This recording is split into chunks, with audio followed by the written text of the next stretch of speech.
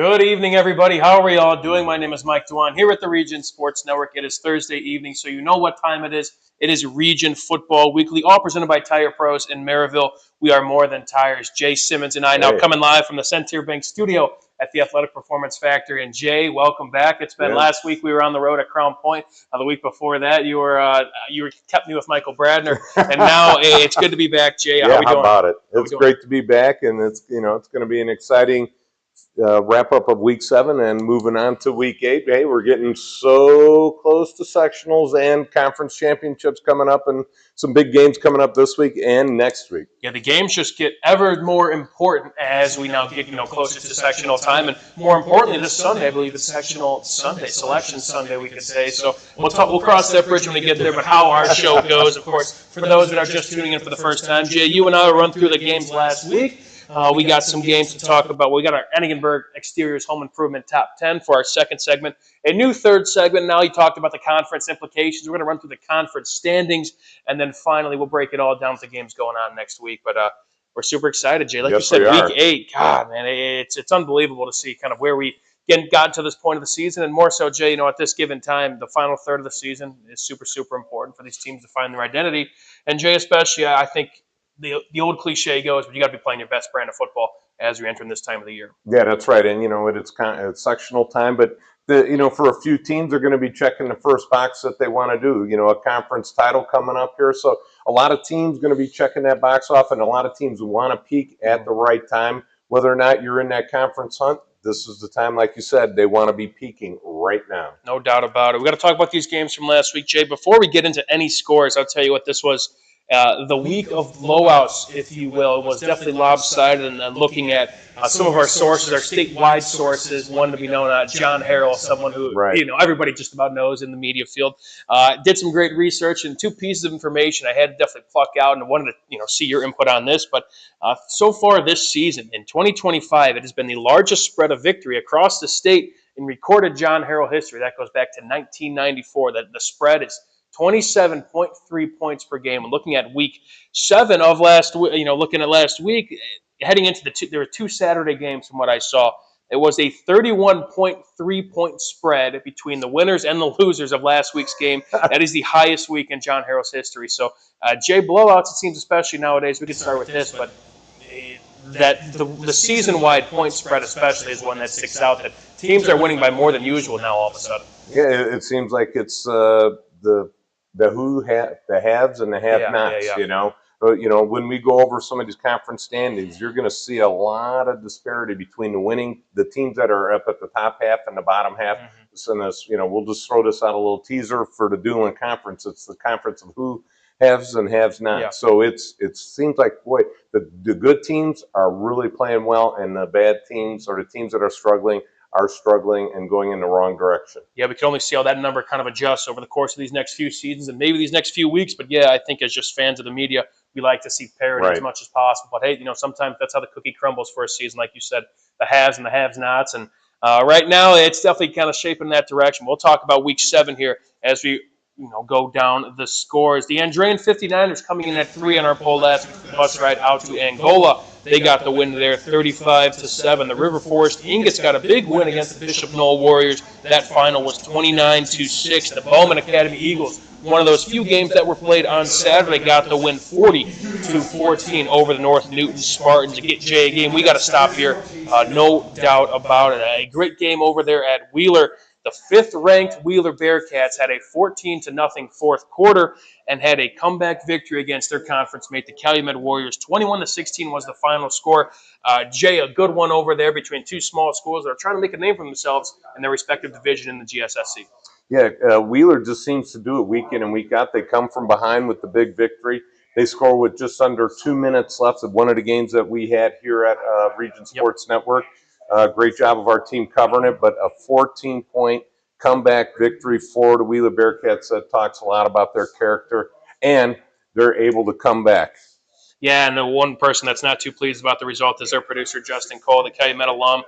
Calumet dropping their second game of the season. Wheeler staying undefeated. One thing about them, Jay, we talked about, this team was rolling through the start of their season. And they kind of had that week off with Boone Grove, and again, what happened over there at their homecoming, and it's kind of slowed this Wheeler offense a little bit down. They've kind of maybe shifted to a more one-dimensional approach.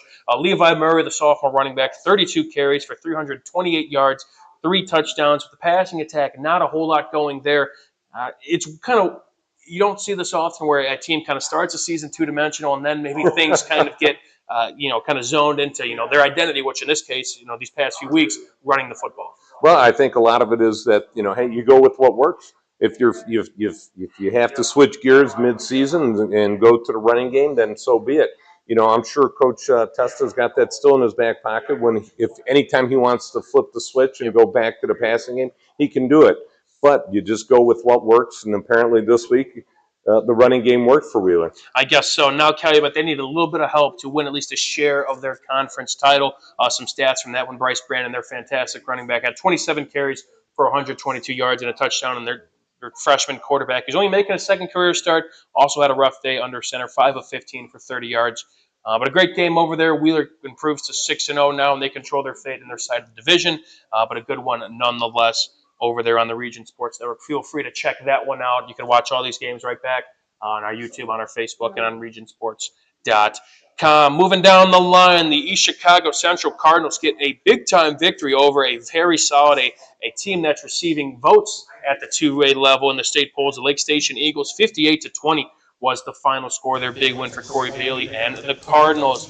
A game that was personal, we could say, between these two teams. The Battle of Ham, and it was all Governors in this one. A big 76-burger to nothing in favor of the Governors. That one personal. Those rivalry games, yes. They don't take it easy. And we saw another one over here between Munster and Highland. The Battle of the Bridge, the Munster Mustangs keep painting the bridge red. That will be 35-0 in favor of Munster. Moving down the line, the 8th-ranked Hobart Brickies had a big test over there with Hanover Central, 42-23. Good to see Hobart, I guess, bounce back. Jay, we can kind of pause a little bit on this one. Hobart, again, dropped 2 games. They lost to Andrain, and they lost to Lowell last week. And for them to kind of respond against the Hanover team, that Hanover's been playing some decent football. Again, obviously, a lot of changes going on over there. Right. But to see Hobart, it was a game that was Hanover was leading after one quarter. For Hobart to respond and get a win, that's just good for morale to finally, get that off your chest that, hey, we're still going to be competitive and right. kind of build up some momentum moving forward. And you look back at the last couple of weeks, Hobart lost to Lowell 20-17 and 17-7 to Andran. Yep. So, yeah, it's a huge comeback for the Hobart Brickies. And you know what? Again, we talk about teams that are playing for conference. Now all of a sudden they're playing to peak at the right time and get into that sectional. They're going to see one of those teams in their sectional.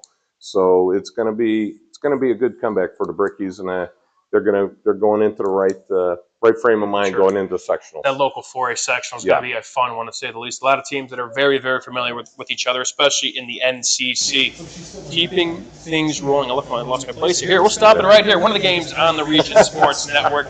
A Duneland game, a game that I was fortunate enough to be at. A 27-6 Chesterton win, who came in at 8 on our poll. Got the win over there against the Lake Central Indians. And it was a closer game, Jay. Lake Central, it was one of those first halves where Lake Central shot themselves in a foot, and a fair amount. You saw Lake Central over the course of this season, and what we saw, Lake Central opened up the second half with the first play, a halfback pass, had a wide open touchdown, made the score. I think it was 6-7 at that point, and Lake Central got the ball back and were driving down the field. They fumbled the ball on their 1-yard line. Chesterton went right back down to score, of course, and just like that, this score is not very indicative, I'd say, of how the game went, but from what you've seen kind of from Lake Central this year, and I know you were not at the game. We were talking about the game that you were at, but still kind of from what we saw in the first half, a lot of penalties. And then the second half, although they cleaned up the penalties, there were a little bit more turnovers. They fumbled the ball twice, which resulted in 10 points for Chesterton, which really kind of put this game out of reach. How do you kind of clean up the mistakes? And, how frustrating is it as maybe a coaching staff where it's like, guys, we're in week 8 now. We're kind of, at this point, we're beating ourselves at this point.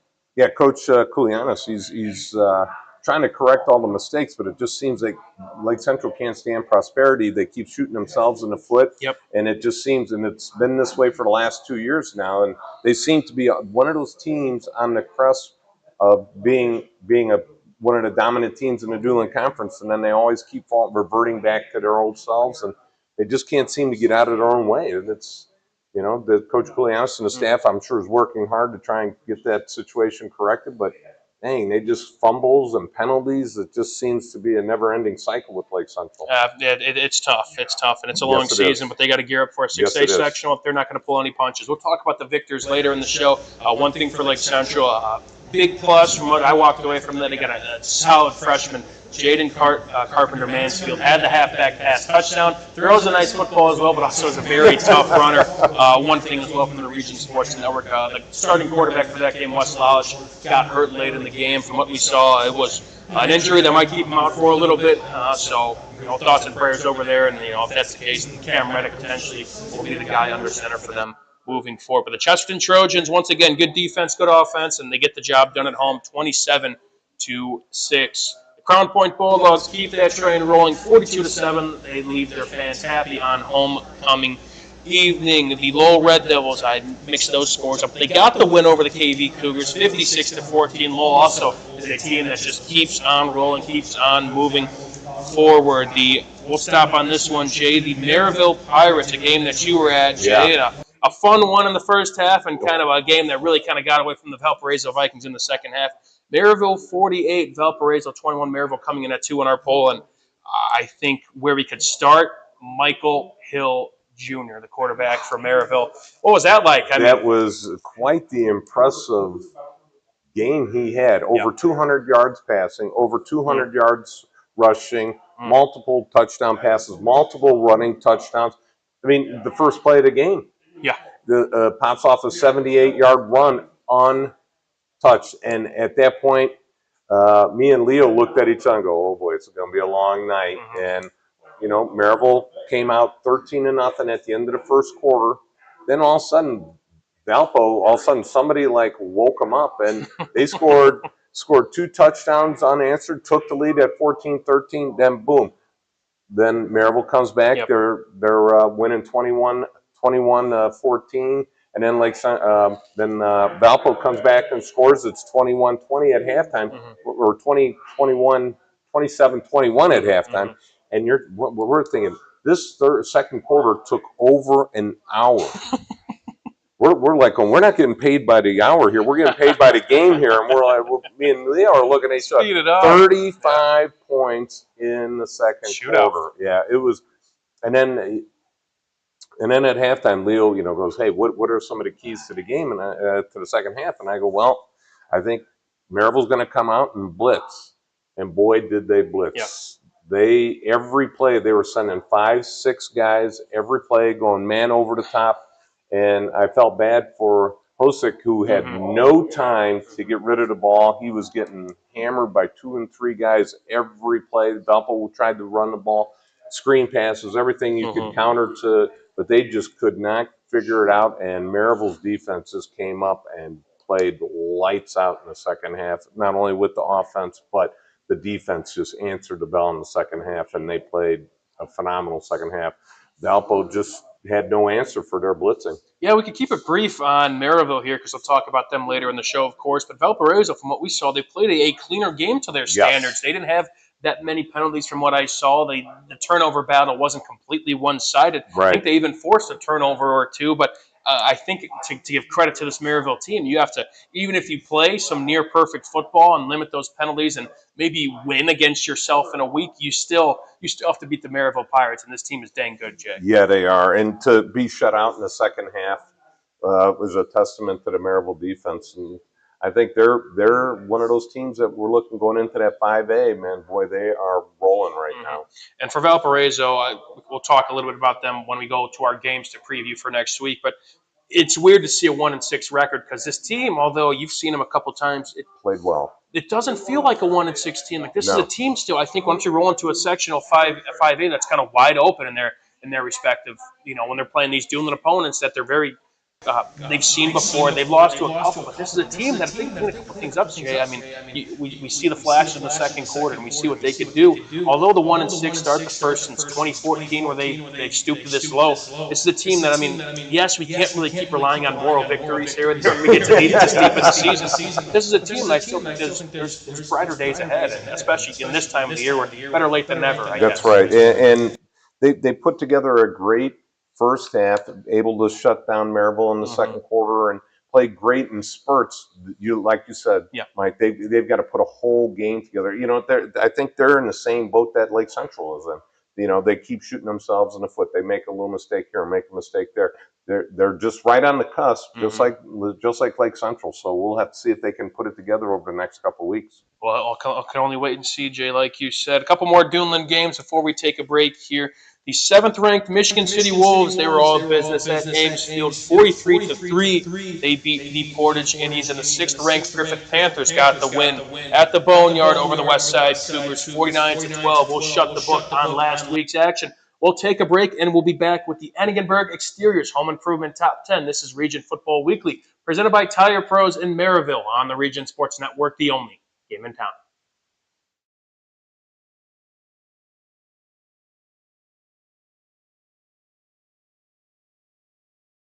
Hi, my name is Mark Machnick. I'm the owner of Mark Machnick CPA firm in Highland, Indiana on Kennedy Avenue. I've been working with Region Sports for years now. Started working with Chris years ago, just on some special projects, advertising here and there. After a while, kind of increased the advertising. Mainly was doing it for the community involvement. It's such a great network and program they do with the high school sports. But as time went by, I started getting on there more frequently. And then the phone starts ringing. And I was getting calls all the time from people. Hey, I saw your ad on so-and-so football game. I saw your ad on a basketball game. And it's really helped my business. It's increased the volume. We're a tight community in Northwest Indiana, sports-wise, and just a lot of community involvement. So that's mainly why I got into it. I remember watching one game. It was a basketball game, and I think there was a little bit of an altercation. And as the altercation was happening, my ad was right on the bottom, and someone typed in, "I wonder what Mark Machnick's thinking right now." And I was thinking, wow, this is awesome. It's really been a great feature for my business. It's the only advertising I do. I don't advertise anywhere else other than Region Sports. It's for the business, but mainly for the involvement with the community. I played high school baseball here in Highland, and ever since I've been advertising on Region Sports, a lot of my old coaches are now my clients. A lot of my old teammates come in here. My recommendation, if you're a business here in Northwest Indiana, I think Region Sports is, for your money, it's one of the best places that you can advertise. I mean, I can advertise on billboards. I could do anywhere I want to. And I choose Region Sports, mainly because I get a lot of feedback, especially on the high school level. A lot of the parents, if they can't make a game, they're watching it online. They're watching a replay, the grandparents. So it's done wonders for my business, and it's my go-to for advertising. It's the only spot I would advertise. So if you're a business owner in the area, really look into advertising on Region Sports. It's going to be well worth your money, and you'll make tenfold on what you're spending. Region Sports Network, they're the only game in town, but they're more than just a game.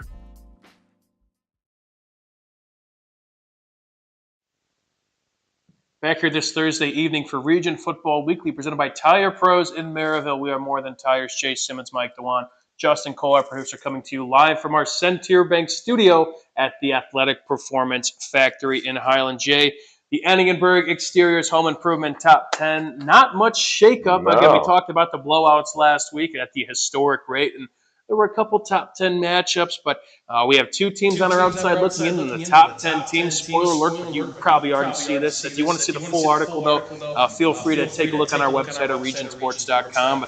But this list is already up. The top 10 teams stay the same, stay in their exact spot, but we'll start with the outside looking in. The Lake Station Eagles fall to 5-2. They had kind of a shocking loss to East Chicago Central, 58-20. One piece that's interested to see it going forward. No Oscar Alderson in that game, one of the top rushers in the area.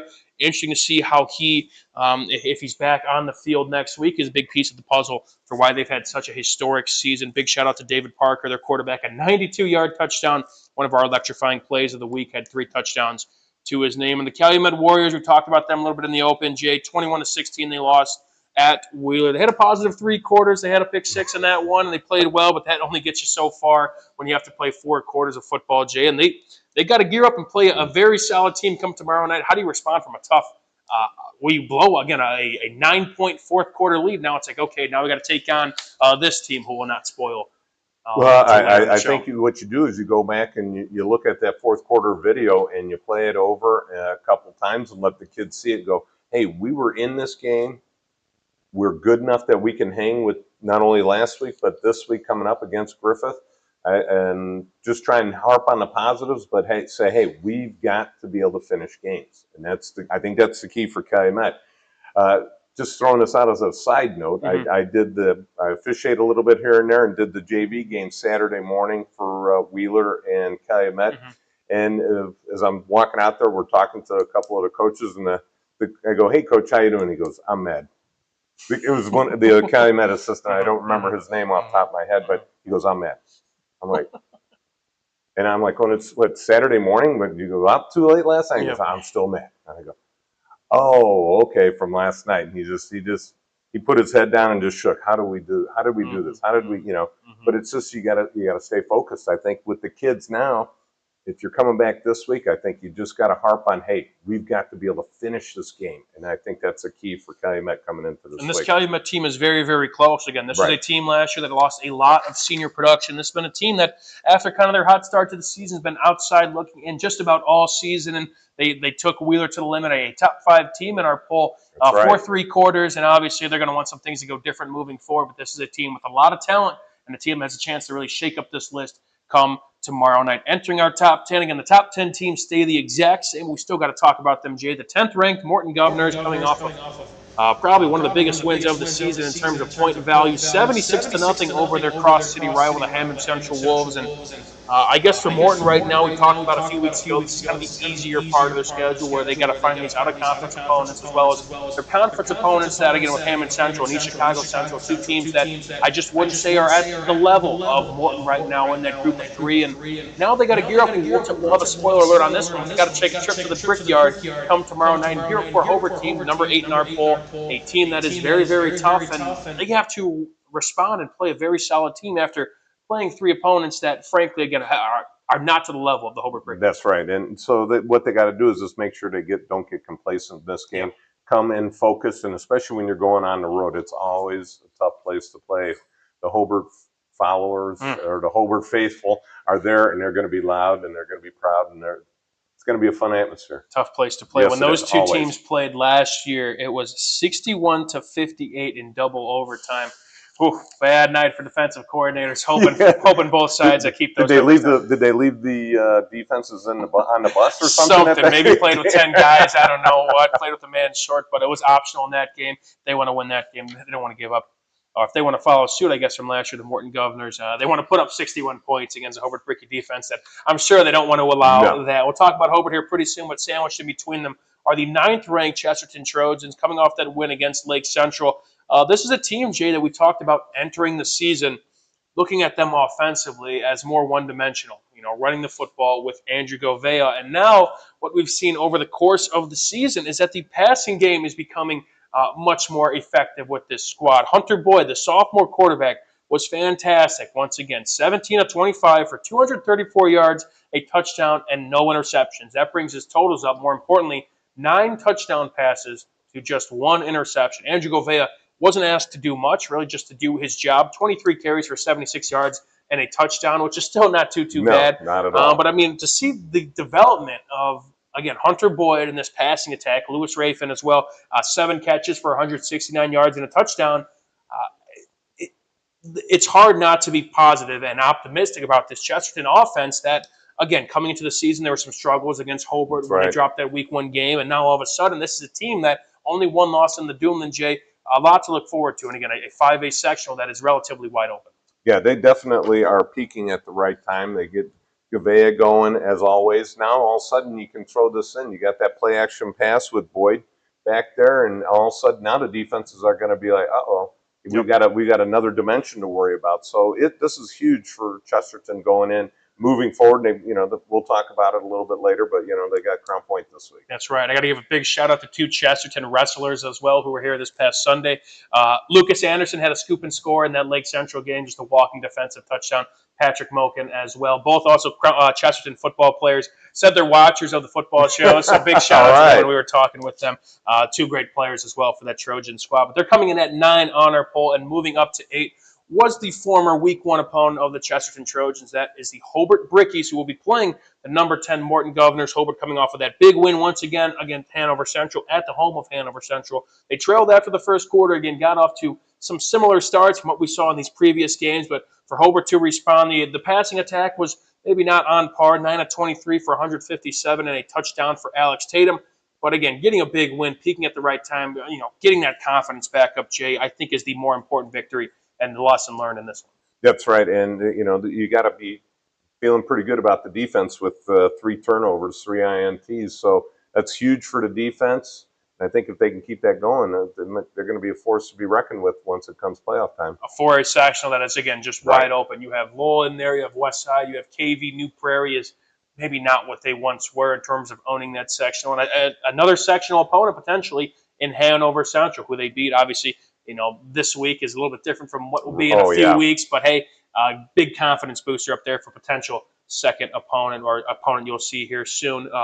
About that passing attack, Stephen Miller was a name to look out for. The junior wide receiver had 6 catches for 94 yards and a touchdown. And although I mentioned Alex Tatum's passing numbers, much more dominant as a runner, 16 carries for 105 yards and 3 touchdowns to his name. Up at 7 are the Michigan City Wolves. Had that big-time victory, 43-3 over Portage. Jay, you saw this team once or twice this year as well. Offense is just fun to watch. Trennison Hart, 13-20, 319 passing yards, 6 total touchdowns, and the leading receiver in the area, Zaire McKinney, had 6 for 151, 3 touchdowns. An offense that high tempo.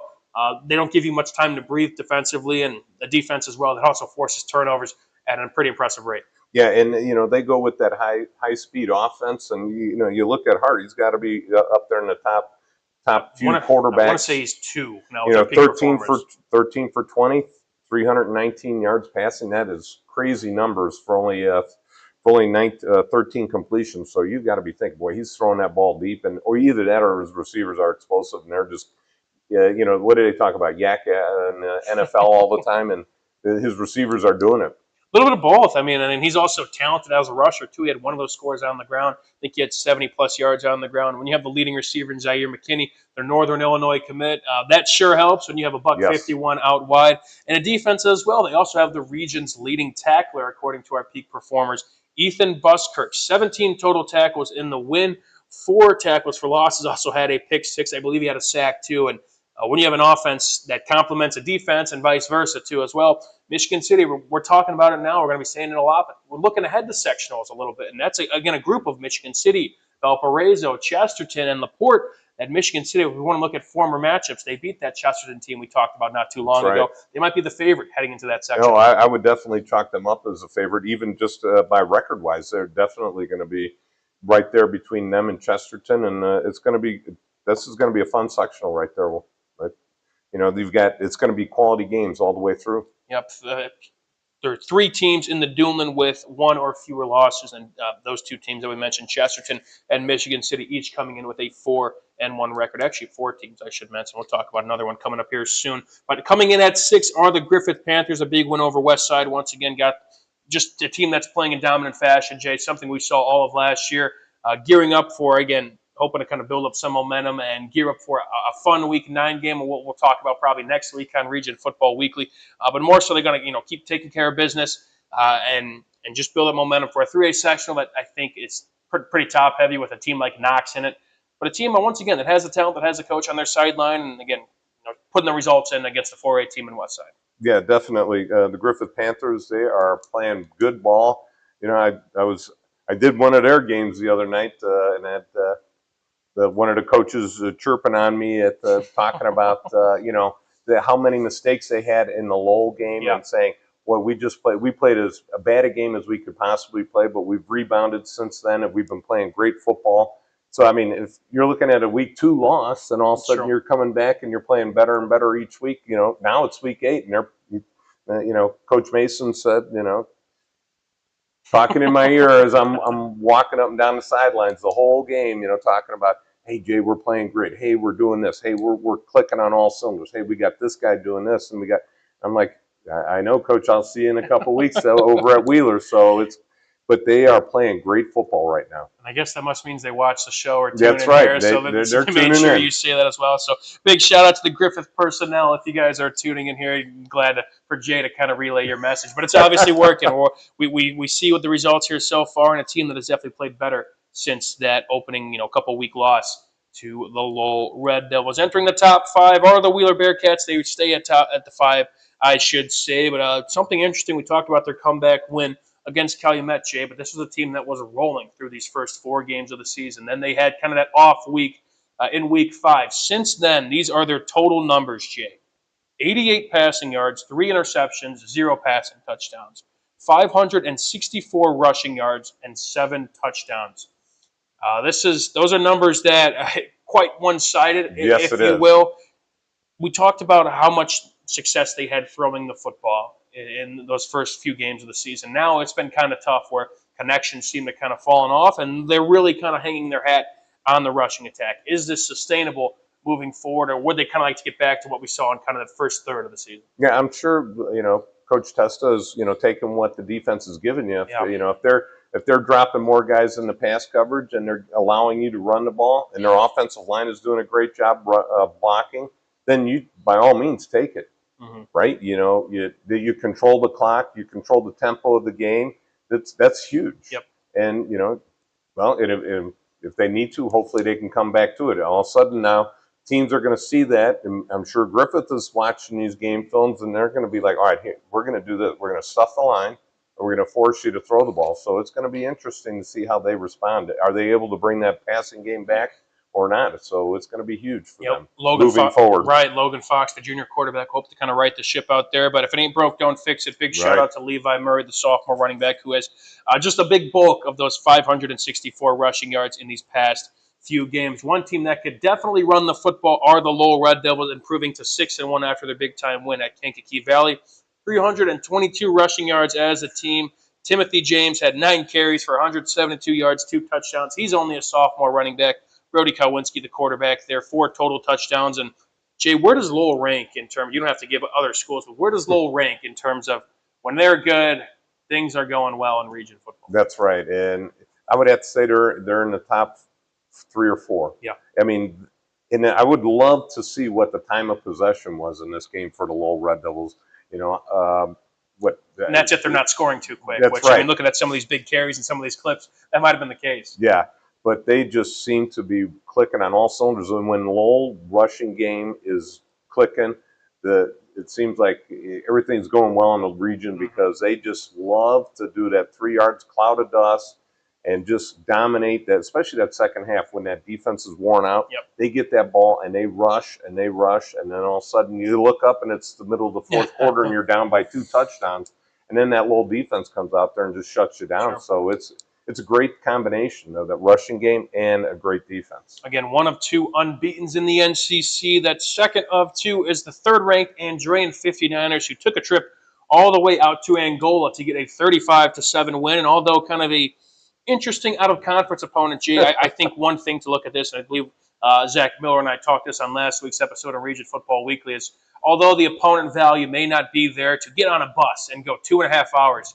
hey, fellas, you guys got to get used to this if you guys want to be successul come the month of November. Well, that, and you write the script out for how you're going to handle getting on the bus and traveling that far. Got to get the guys' mindset right. You've got to have everything scheduled out and get with the coaches and make sure there's no glitches, so that if this does happen in the future, they know how to do it and how to deal with it, especially the kids getting on and off the bus and being able to get off the bus, put the pieces together, lace it up, and then get on the field and be successful. No doubt about it. The defense shined once again for Andrean. Only 147 total yards allowed, 10 tackles for loss, 2 sacks, 2 interceptions as a team. And the touchdown that Angola scored was in the fourth quarter. This is a team, a defensive unit especially, that is scary in the two-way class and scary, I think, just pound for pound, a lot of cats on that defensive side. Top 2 teams are Duneland teams. We start at number 2, the Maryville Pirates, with a 5-2 record, 4-1. Jay, we could harp on them a little bit more, I guess, but We talked about Michael Hill Jr. Yes, He's got to we have did. some receivers as well to catch these footballs. And our peak performers, I don't want to spoil it too much, as it'll come out in a couple minutes here. I think 23 minutes our peak performers will be released. But they had 3 receivers in the top 5 throughout the entirety of Northwest Indiana for receiving yards. Mikael Smoot, Ryan Lewis, and Cameron Jordan. Seeing those guys, Ryan Lewis, I know he had a crazy diving catch against Valparaiso. And it was a great job by Leo, my partner. He called it the Superman catch. And it was. He dove completely out, and it was one of those catches that you're like going, he was able to hold on to the ball once he hit the ground. It was amazing catch. But, I mean, when you have guys like that who you could all rely on, again, these guys aren't putting up pedestrian numbers. They are throughout the Northwest Indiana, the region, if you will, are 3 of the top 5 players are Maryville Pirates. Cameron Jordan was predominantly kind of the thunder and slash lightning running back last year to J.Q. Johnson. Wasn't really asked to go out wide and to make plays as a receiver, but he's doing that here. And again, Mikael Smoot's another guy that, hey, you can't sleep on him as well. But Jay, to have the supporting cast that only makes Michael Hill Jr.'s job, the signal caller from Maryville, so much easier. Yeah, and think about it. If all of a sudden they're double covering one guy or playing somebody over the top of one guy, now you've got 2 other guys, and then all of a sudden, if you've got Hill running the ball. Well, all of a sudden you have to put a spy on him. That means you're only going to rush 3. That means Hill's going to sit in the pocket and look all over the field. So it puts defenses in such a quandary. What do you take away, and then what are they going to get on the other side of it too? So it's as a defensive coordinator, you got to be pulling your hair out when you come against this team. Not easy to do. Watch out for those 5A scores that may be in the line of the Maryville Pirates, coming in at 2 in our poll. Number 1 on our poll, it's customary. It's the Crown Point Bulldogs, 7-0, 5-0 in the Duneland, 42-7 win over LaPorte. The quarterback situation, they're figuring out something over there from what we saw from Crown Point Football Twitter, who does a great job. 13 of 15 for 318 passing yards, 4 touchdowns in just one half. Tice Cussy has gotten the bulk of the action, the junior quarterback who transferred from Valparaiso. But again, an offense like that, Jay, who you saw this year and who you'll see come tomorrow night as well, an offense that gives you a lot of misdirection and puts guys in the right spot. Yeah, they maximize the talent that they have, put them in the right spots, and they are able to execute, and they are such a well-coached team. They just seem to be clicking on all cylinders. This is a question for maybe next week. How long have they been number 1 in the RSM poll? I mean, we've got to go back a few years. I think I can give you that answer because I was part of the committee since I started here in 2023. Going into that season, Valparaiso was 1. I believe after Valpo lost to Penn, I think Crown Point beat Lowell. I think Crown Point, they might have flopped spots. Okay. And since then, they haven't looked back. So I think Wow. week 2, unofficially, of 2023, they have held that number 1 spot. And again, for those that are still counting out there, 34th straight regular season victory, 26th in the Duneland. Those numbers are reaching numbers. It's impressive. It's Yes, impressive, it is. Jay, to say the absolute least. We can only say so much about them. And you know what it is? It talks about their work ethic. Yeah. Week in and week out. And you got to think, every time they walk on the field, you're the other team's Super Bowl. So they're going to want to play the best game. They're going to take the most chances. They're going to take, whether it's going for it on 4th down, fake punt, onside kick. They're throwing every punch at these guys to try and get a win against them. I mean, just think about how huge a victory would be against Crown Point. That's a program-building win. So every week they're going to come out and they're playing the opposing team's best game and best game plan, but they just seem to just keep rolling along. They don't fold and they don't get complacent, which is very, very important. 10-1 here. We'll kind of round back up the list. Morton comes in at 10, Chesterton at 9, Hobart at 8, Michigan City 7. At 6 are the Griffith Panthers. Number 5 is Wheeler. Lowell comes in at 4, and Drain is 3. Maryville is 2, and the top dog on our list are the Crown Point Bulldogs. Jay and I will step aside here on Region Football Weekly, presented by Tire Pros in Maryville. You're watching the Region Sports Network, the only game in town.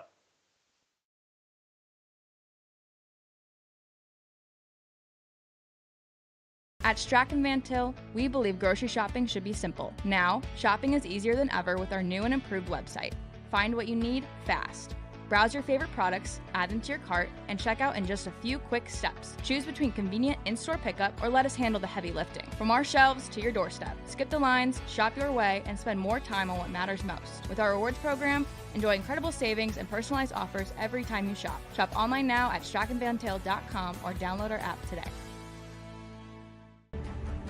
Hi, I'm Crowd Company's Lantern Man.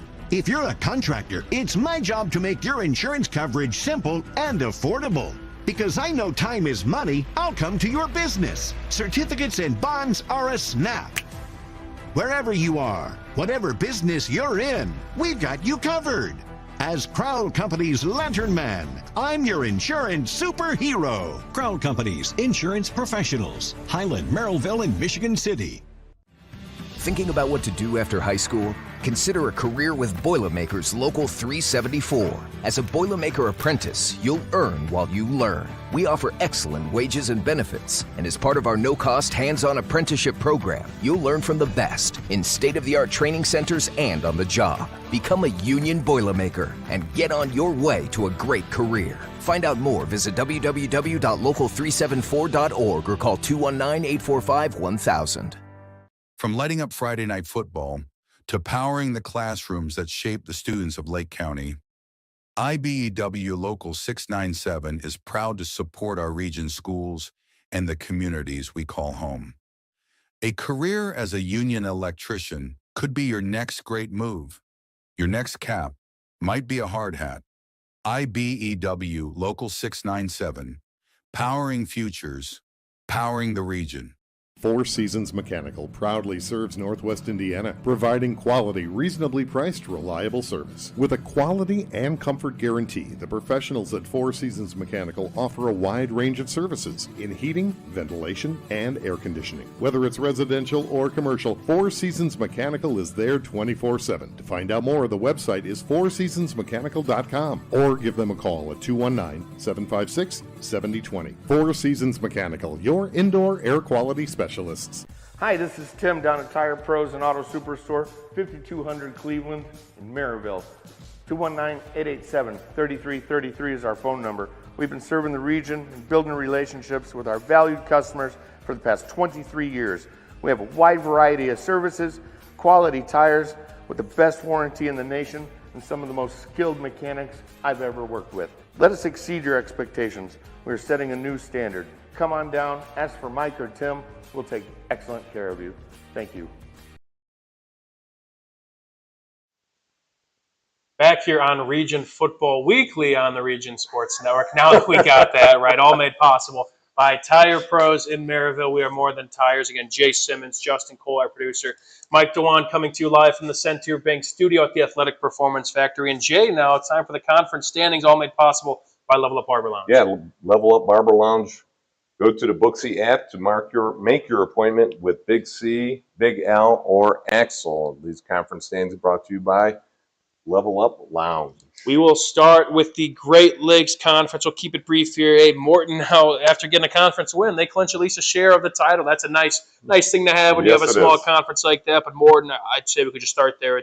East Chicago still have yet to play a game in their respective conference. I believe they have Morton in the final week of the season. I believe they take on Hammond Central come tomorrow night. But Morton, I'd say it's theirs to lose. Yes. From not only this year, but moving forward. Just the way they're playing right now, it seems like they're clicking on all cylinders. They've got a tough one coming up this week, so it should be interesting to see how they play moving forward into sectionals. We will take it to the North Division of the GSSC from top to bottom. Lake Station coming in with a 5-2 record, 1-0 in that division. Boone Grove, a 3-3 overall record, 1-0 in that division. River Forest, 3-4, 1-1 respectively, and Bishop Knoll, 2-5 and 0-2. I think the story is Lake Station, just because again a team historically that was probably at the bottom of this list. But Boone Grove is a team that is still in the mix and still might be potentially the favorite, given their track record in this respective grouping. But a fun race to end over here pretty soon between these four squads. Yeah, especially Lake Station and Boone Grove they're gonna meet here tomorrow night. Night, so it's gonna determine who is gonna win the conference right here. Right, no doubt about it. Again, these games get ever so important, especially in these smaller conferences, and they do a great job of kind of keeping these later in the season to when it really gets important. And a lot of things on the line come tomorrow night, and especially in Week 9. Shifting over to the GSSC South, a very competitive side of the Greater South Shore Conference. Number 5, Wheeler Bearcats coming in at our Enningenburg Home Improvement Top 10, coming in at 6-0 and 3-0 in the conference, but right behind them are the Griffith Panthers, who are unbeaten as well, 2-0 in the division and 6-1 overall. The Calumet Warriors now might need a little bit of help to get back to the top of the standings, 5-2 overall, 1-1 in the division. Whiting 2-5, 1-2 respectively, and Westside 2-4 and 0-3. Jay, looking at this division at the start of the season, I think we all kind of imagine it could be a 2-horse race, and Calumet has done a great job of making it potentially a 3-horse race, but I think it might be a photo finish between the 5th and 6th ranked teams in our Enningenburg Home Improvement Top 10. Definitely. And you got to look at Griffith. I mean, you look at all the games they played, they have scored 319 points on the season, only given up 103. In conference, Griffith has scored 98, given up only 19 again. So, I mean, that's a lot of points to be scoring. You got Wheeler with 112 points, only giving up 42 just in conference. So it's going to be interesting to see how that Griffith-Calumet game goes, see if Calumet can peak at the right time, or if Griffith can hold their cards and be a great Week 9 meeting. Yeah, that is a game we do not want to sleep on. Two teams that's definitely a rivalry game between Calumet and Griffith come tomorrow night, and a game that, again, could really shake up this side of the GSSC. Moving over to the NCC from top to bottom, the 3rd-ranked Andrean 59ers coming in at 6-1 and 4-0 in the conference with the same record is the 4th-ranked Lowell Red Devils, again 6-1, 4-0. Dropping to 3rd place are the Hobart Brickies coming in at 8 on our poll, 5-2 overall, 3-2 in the conference. Hanover Central at 3-4, 3-2 in the conference, then Munster, Highland, and Kankakee Valley, respectively. Jay, another conference as well that we figured to be a photo finish. I don't know if we expected Lowell to be in the mix in this potential 3-horse race. We know Hanover Central has owned this conference for the past 2 years, but now, again, the Andrean 59ers and the Lowell Red Devils potentially setting up a very, very fun Week 9 match. They can take care of business come tomorrow night. Yeah, again, another fun Week 9 matchup. Usually you don't have those, in the region, but all of a sudden now, and I remember in the years past, it usually was like Hobart with 1 loss, Lowell with 1 loss, and then Andrean maybe coming through with 0 losses, and then all of a sudden Week 9. And I remember a few times when we had all 3 teams with 1 loss. They had to, split the conference championship 3 ways. That happened last year with Hanover Central, Andrean, and Hobart. And you kind of get the scoreboard watching, I think, at that point where you're like, okay, what's this team doing here? Do I get a third of the NCC or do I get half of it, or who knows? But a very, very fun race going on over there. But, yeah, I mean, I guess to kind of recap this one, Jay, to see how this one, to see Lowell, again, we talked about just their growth in year 1 with Casey McKim. It's truly fascinating. And, again, to hold themselves up, they beat Hobart. And obviously, with 4-0 record, they're, again, their lone conference opponent left. They got Munster coming tomorrow night, then they have Andrean. But Lowell especially, I think, is one of the biggest surprises of the season. But this is a team that this is a team that I don't think they're going to go away anytime soon now that we know what they're all about here in 2025. We talked about it earlier. It's the run game and the defense that are, keys to Lowell always being successful in the past, and all of a sudden they brought it back, and boom, it's there now, and they just seem to be clicking on all cylinders. No doubt about it. Now the conference of have and have-nots. It is the Duneland Conference. We have 4 ranked teams and 4 teams that are not ranked. We'll start with the top, are the Crown Point Bulldogs, 7-0, 5-0. They hold the sole possession of the Duneland crown at this point. Still got 2 weeks to play. Number 2 are the Maryville Pirates, also 2 on our poll, 5-2 record, 4-1 in the conference. Those records are the same for the 7th-ranked Michigan City Wolves and the 9th-ranked Chesterton Trojans. And a big-time drop-off as one of the biggest shocks of the year, the Valparaiso Vikings with a 1-6 record, 1-4 in the conference. LaPorte coming in at 2-5 and a 1-4 record. Lake Central 2-5 and 1-4, and Portage 0-7 and 0-5. But Jay, your overall assessment on this conference, I'd like to say again, Crown Point was coming into this year, and there's still some weeks to play, but definitely it's tough to take a team against Crown Point. But Maryville, of course, as well, they're going to hang in there. And then it was kind of who's going to be that number 3 team? Is it the Valparaiso, or is it going to be someone else kind of waiting in the wings? And right now, that number 3 team, it might be Michigan City, but then again, Chesterton, although they lost to the Wolves, this is a team not to be slept on as well. That's right, and they got the big test coming up this week, and the game I'll be at, it's Chesterton Crown Point. So all of a sudden, you got the 4-1 and 5-0 and 1-4 and 0-5. So it's going to be a shakeup come next week when the conference standings come out. So there'll be a team with 2 losses. It's going to be, it's crazy to think about, but just seeing the steep drop off was definitely, I think, one thing, and you could maybe speak on this, Jay, but we talked about it in the open that it's a year of blowouts, and we saw a week of blowouts last week, but just the steep drop off from that number 4 team to the number 5 team, I don't want to say it's concerning, but it's just something that maybe a little bit shocking in a conference like that it's usually, every Friday it's one that you have to buckle the chin straps and play good football, and it's never really promised. But this year, it seems like you can kind of, head into a week and see, okay, these teams got it, these teams don't. Yeah, and this, looking at the future schedule, you've got Crown Point going to be host Michigan City next week, so that could be another team. Michigan City trying to peak at the right time and, try and sneak in there with a victory. So, I think this conference is like, boy, you just can't, like you talked about it just a second ago. It was week in, week out. It was always going to be a tough game. Now all of a sudden you got the haves and have-nots, and it's just. So I think that you look at Lake Central, you look at Valparaiso, 2 teams that just have had some bad breaks go their way, and it just accumulated into both of them at 1-4 in the conference. So hopefully they're going to right the ship for next year, or get into sectional play and right the ship. Some fun photo finishes regardless. Right. Jay and I will step aside. We'll have one more segment talking about the games come tomorrow night, as well as the games on the Region Sports Network. You are watching Region Football Weekly, presented by Tire Pros in Maryville on the Region Sports Network, the only game in town.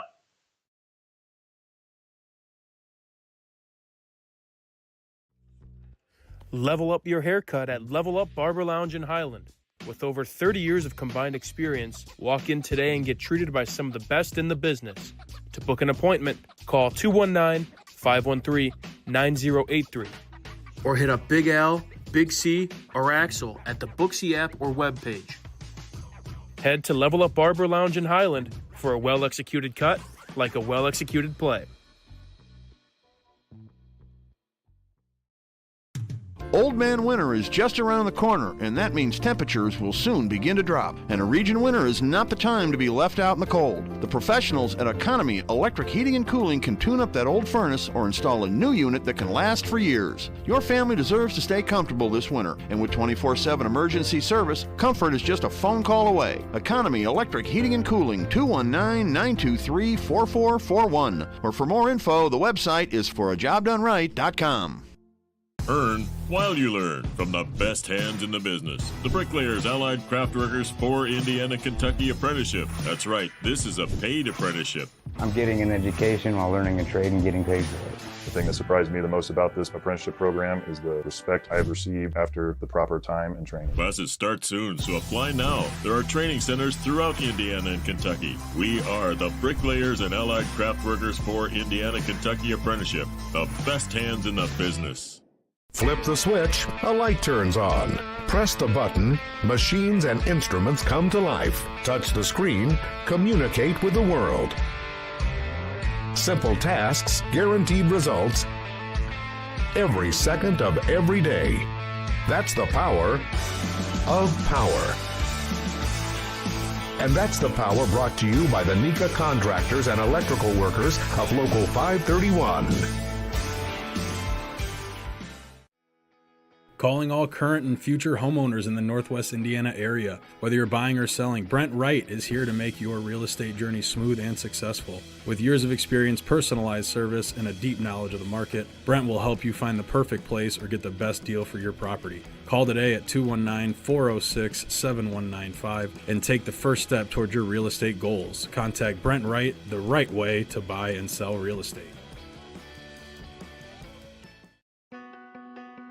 Life isn't always loud. Sometimes it's the quiet moments that matter the most. Of effort, of a dream taking root. And behind those moments, there's trust. Thank you for trusting Centier Bank with those moments and making us a part of your story. Thank you for the opportunity to earn your trust.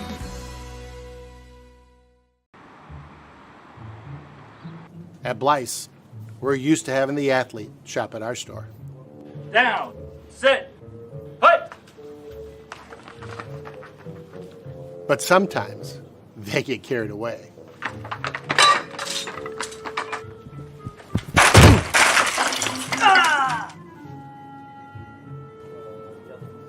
Blyce. This is where the athlete shops.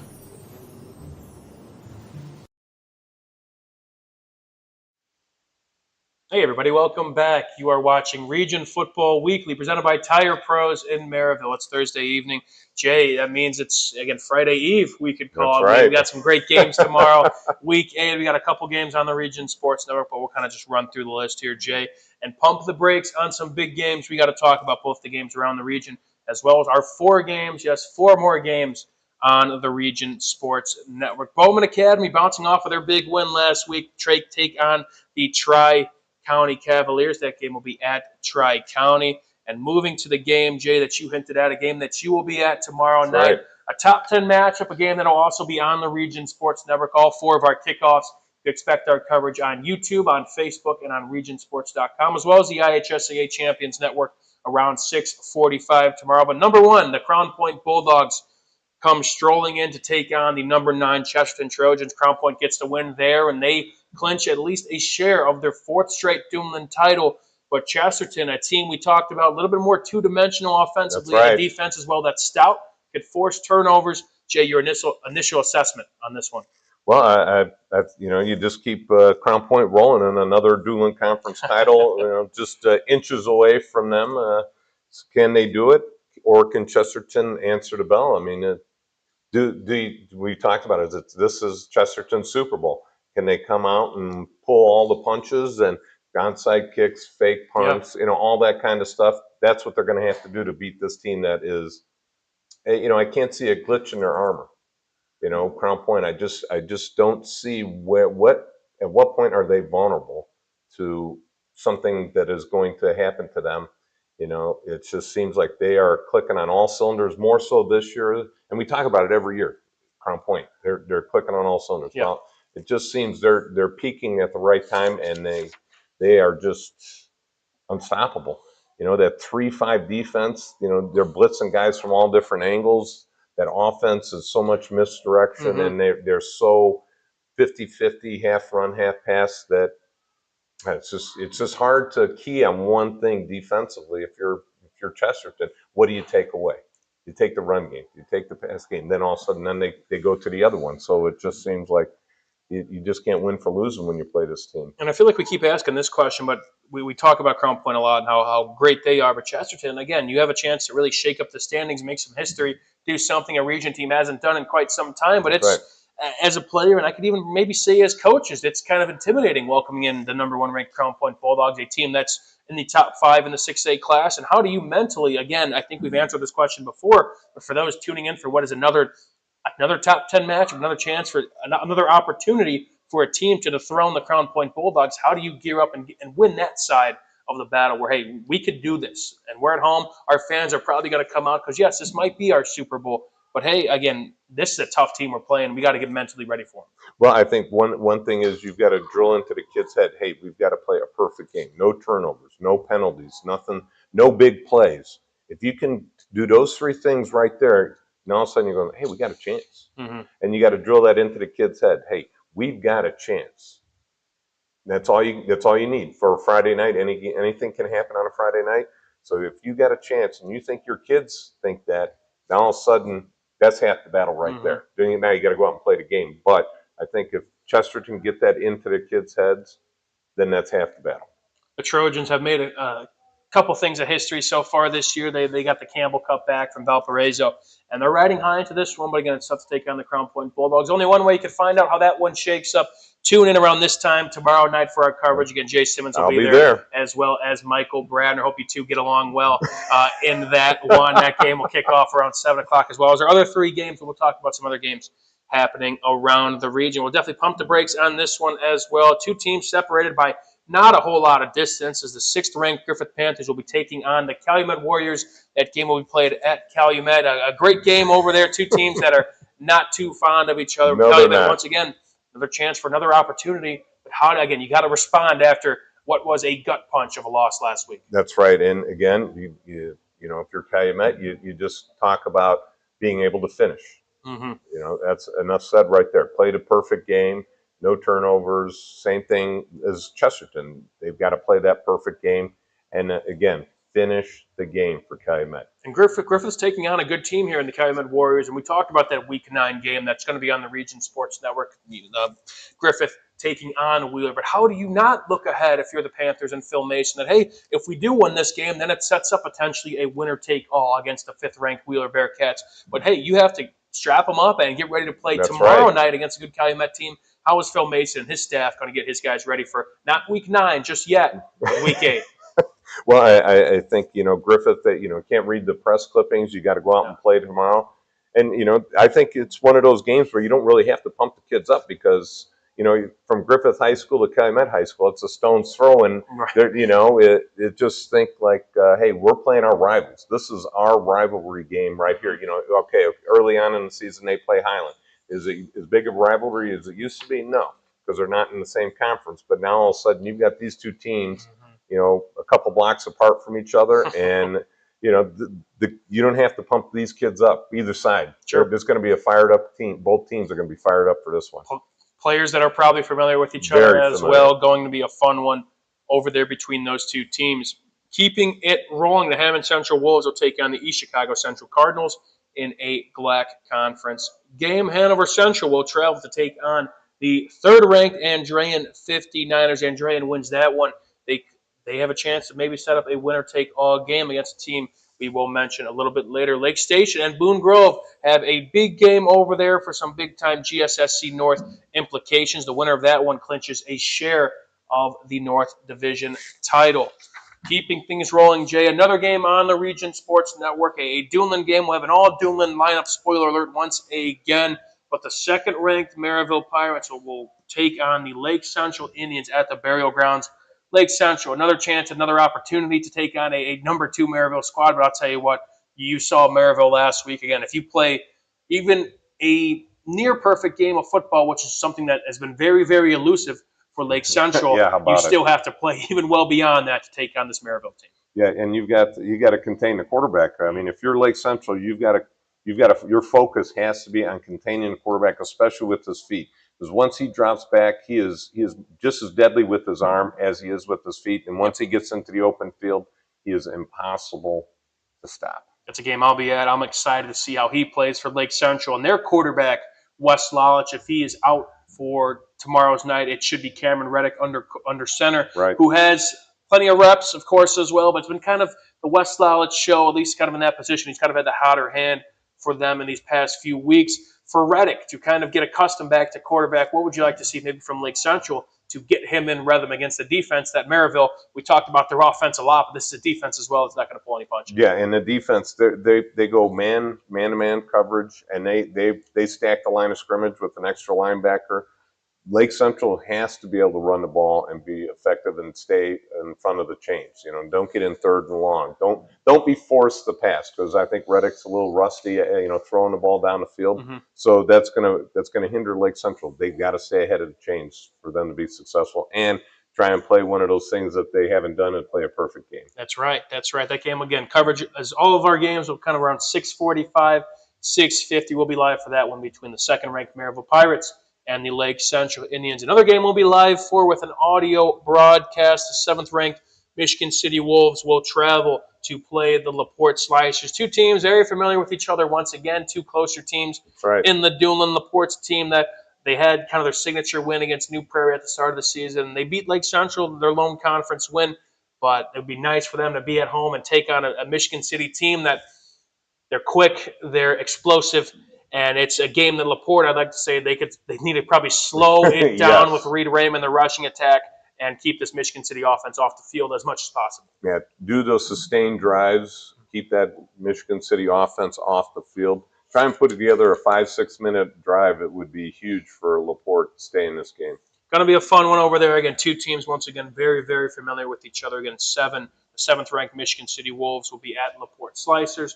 That will be an audio-only broadcast on the Region Sports Network.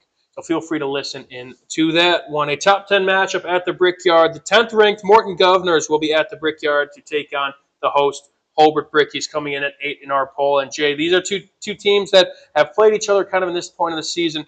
It's been a shootout for these past 2 seasons. We talked about a double overtime victory for Morton, 61-58 last year. And then I think from what I saw 2 seasons ago, if I could find, I think it's on this sheet here, did not go to overtime, but it was 65-38 in favor of Hobart. So defense has been a little optional in these games. They look like they want to take week 8 off, and that probably shouldn't be the case coming around because these are 2 very talented teams. And I think kind of the dynamic in this one, Jay, and I wanted to ask your opinion, is we talked about Morton, kind of who they played in these past few weeks. And you got to play these on your schedule. That's but right. They've had some kind of games where they've probably been able to put it on autopilot. Hobart, maybe not so much. They were trailing to Hanover Central after the first quarter last week. They lost to Andre, and they lost to Lowell as well. So 2 teams that are coming into this one where maybe Morton's riding high in terms of the opponents they've played. But Hobart's been a little bit more tested as of late and maybe understand what it takes to win a potential close game than what could be this one come tomorrow night. I think, first off, my prediction is they keep it under 100 this week. I don't know. You know, but I'm bucking the trend. Okay. But you're right. Hobart has played 2 tough teams in a row. They know what it takes to hold teams to a few points, and I think they're going to be able to do it against Morton this week. I think it's going to be a much lower scoring game. It's going to be I think it's going to be under 50 points this week. Okay. We're going to go with the prediction under 50 points. I think Hobart's going to come and answer the bell. They want to start peaking at the right time. They're going to try and avoid defensively. The big play is key for them. You can only wait and see what that game could have fireworks, but I think the key in that one is who's going to get that stop or a couple stops in that one.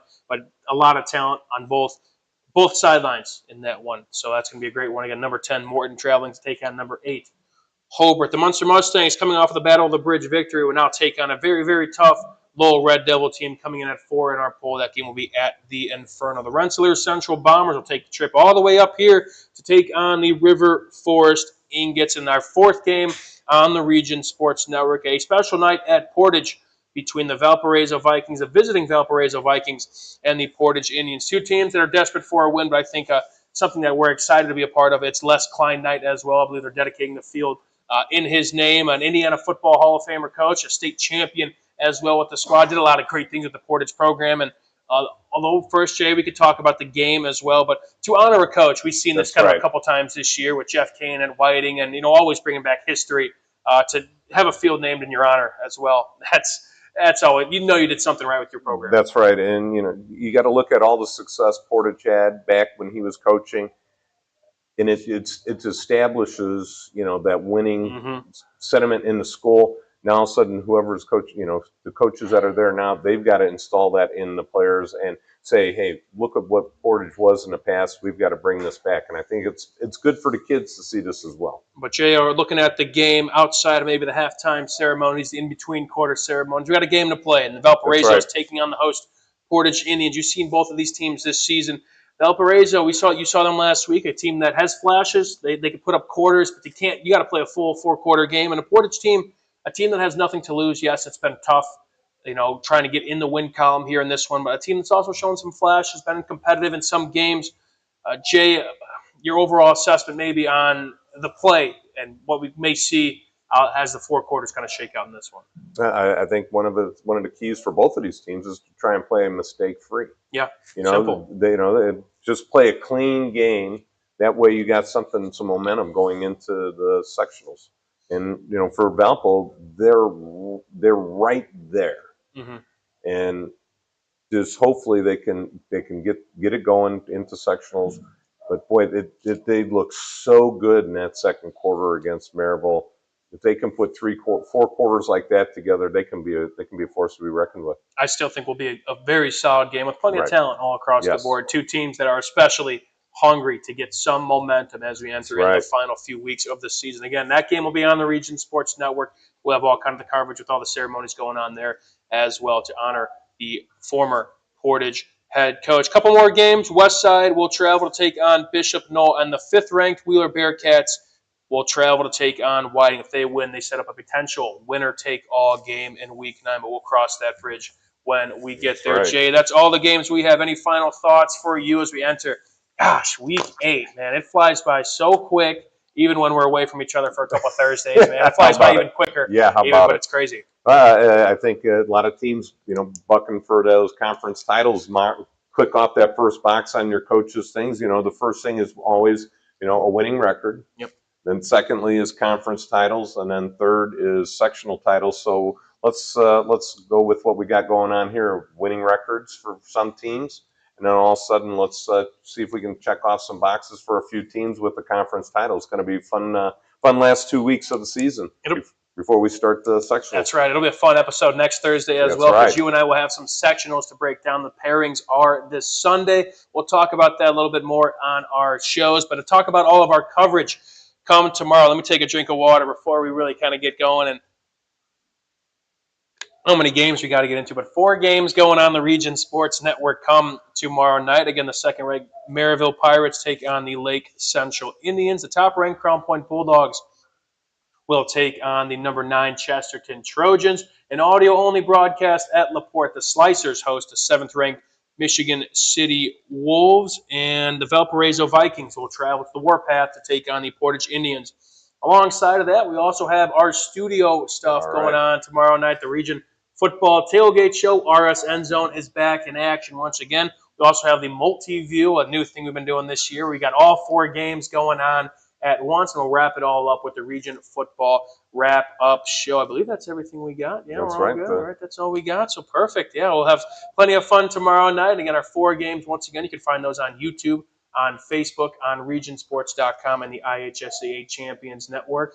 And we also got plenty of stuff going on. Thank you, our producer, Justin Cole. We got plenty of stuff going on Saturday as well for the Crown Point faithful out there. We'll be doing the Crown Point Junior Bulldogs, 3 Super Bowl games out there as well, so that'll be fun. We've been invited to do a dodgeball charity event at the Sparta Dome. That's going to be a fun event. I like to say, have you done any of those in the past? No, I have not. I know we've done a couple as well. I believe they're putting on a great thing over there. I believe the Crown Point firefighters invited us out, and we'll have a good time over there. So that's a Saturday schedule, but we're all about Friday to tomorrow as well, Jay. We cannot wait. Again, 4 more games, plenty of studio stuff, but more importantly, it was a fun time here on Region Football Weekly. For Jay Simmons, for Justin Cole, I'm Mike Dewan. Thank you all for tuning in to Region Football Weekly, presented by Tire Pros in Maryville. We'll see you all tomorrow night on the Region Sports Network, the only game in town.